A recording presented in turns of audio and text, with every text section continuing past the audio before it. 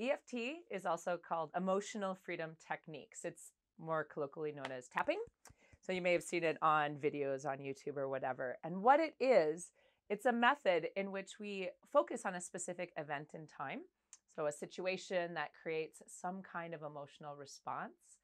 And we tap certain acupressure points. And what it does is it brings the brain into a certain level of balance. So the amygdala inside the brain is responsible for like our fight flight reaction, right? The idea that we're in danger, even if there's not danger around.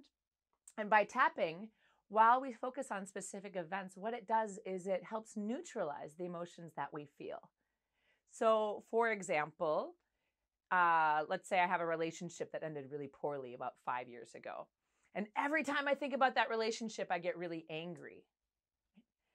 That's an overreaction to something that's really, quote unquote, not impacting me anymore, even if it is, right? Even if I'm still in a battle about my kids or about custody, I can tap on that to find a neutral space so that way I can come from calm and clarity and confidence and choice.